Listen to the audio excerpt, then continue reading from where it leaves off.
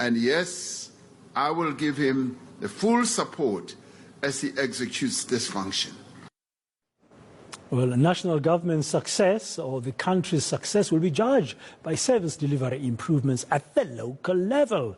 Well, part of the President's solution is for the GNU to ensure that all spheres of government are in sync and support each other to meet their mandate. So what are some of the challenges plaguing municipalities across the country, and how can these be resolved effectively? For more on this, I'm joined by the Policy Research and Advocacy Manager at the South African Cities Network, Lwazi Sikiti.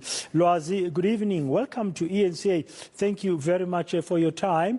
I've seen your statement in which you really posit the importance of why South Africa's recovery depends on solid support, or on municipalities getting that solid support from the provincial and national government. I mean, but they are facing a myriad of problems. I'm just wondering, where do you actually begin? Why is it important for national government to support local government? Thank you, President, and thanks for having me.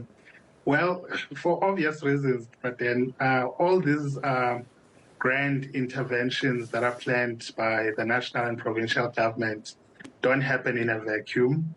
They happen in the backyards of municipalities.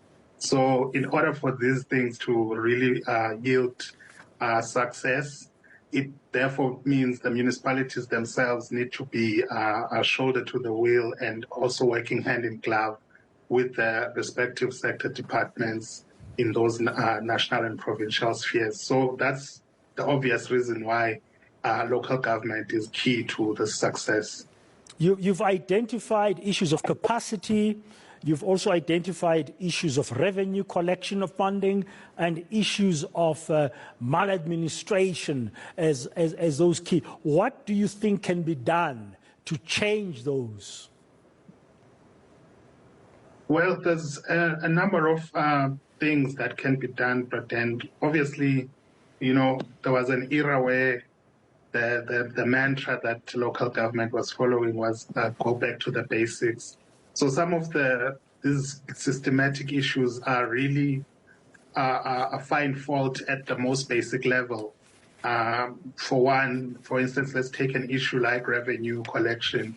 It's just a lack of enforcement and also the capacity to be able to identify trends in non-payment sooner, billing systems that are not working, so therefore people get overcharged and so forth. So some of these things are at a basic level, and obviously then you move from basic to great, like what would take a municipality to operate from a basic municipality to a great municipality. Then that obviously calls into question issues around the skills that are available at the disposal of that municipality. So, you know, you need competent people running those financial departments. You need competent people in the spatial planning. You need competent people who are also able to think these complex problems that the municipalities find themselves in. We have the just transition now, that's also a big ticket item. So we're seeing a trend where also consumers are moving away from municipal grids to own generation. We need people who can model all those things and be able to come with solutions for the municipalities on how they can plug the gap of that missing revenue that's now lost due to people moving off grid, etc.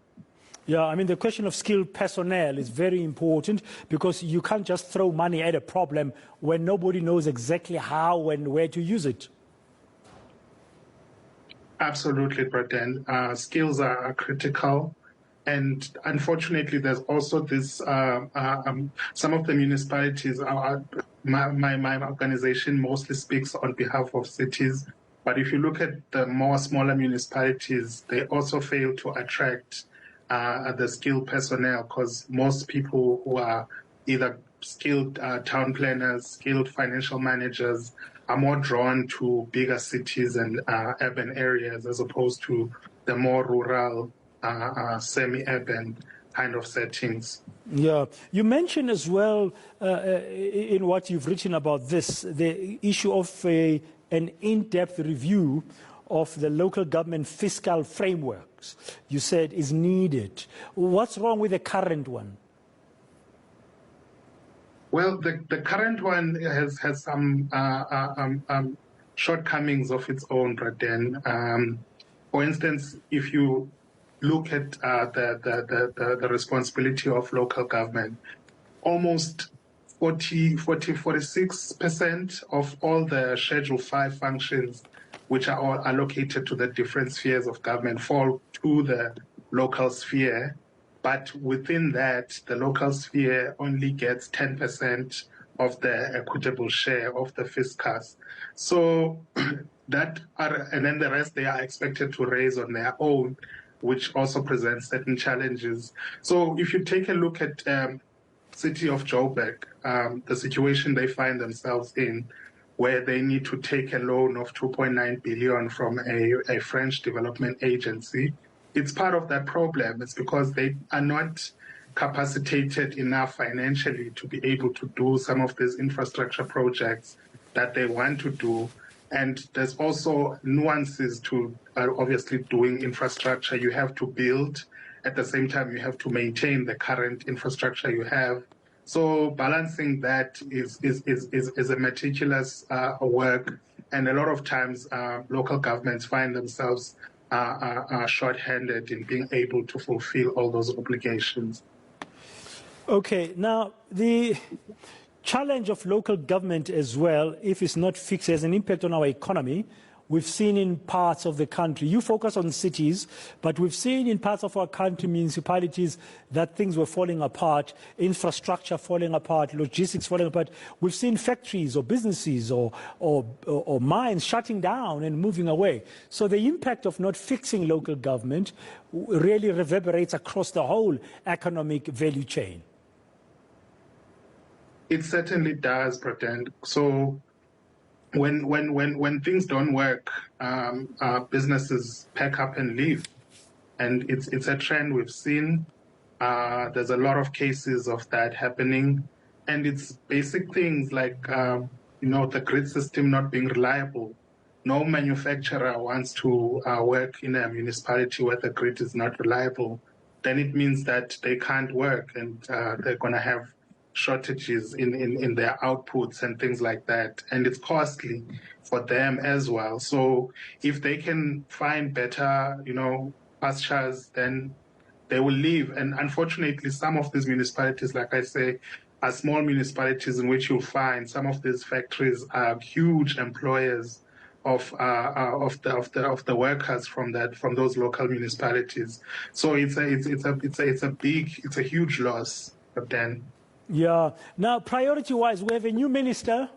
We have a new minister of COCTA, Velenkosini Hlabise from the IFP, in terms of those main issues that are coming up in that area. That's where local government sits. Priorities-wise, what would you advise them to focus on? There's so much to fix. Lwazi, there's so much that is wrong, accountability-wise, the Auditor General issues report annually, year in, year out, but we're still seeing some municipalities really worsening. I think at the heart of it, Praten, is he needs to take time to listen to municipalities. I was a bit taken aback by some of the comments that were made by the minister during the Lekgotla, where he said that he would dissolve municipalities that are not functional. I don't think that's a viable solution. I think there needs to be a good bottom-up listening process done by COCTA. And also within these municipalities, you also have obviously the traditional leaders. I think they could also be given more responsibility. Traditional leaders cannot just be limited to dealing with traditional law or legal cases. I think things like disaster management have shown that they have a huge role to play in empowering the locals on how to avoid issues such as climate change, how to build resilience within their communities.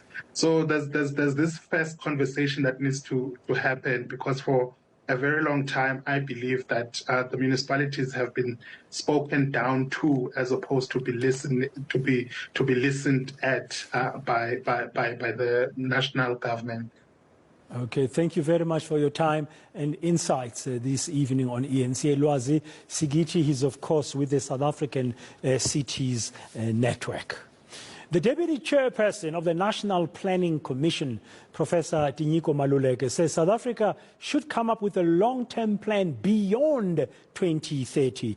Maluleke says the National Development Plan cut across party politics.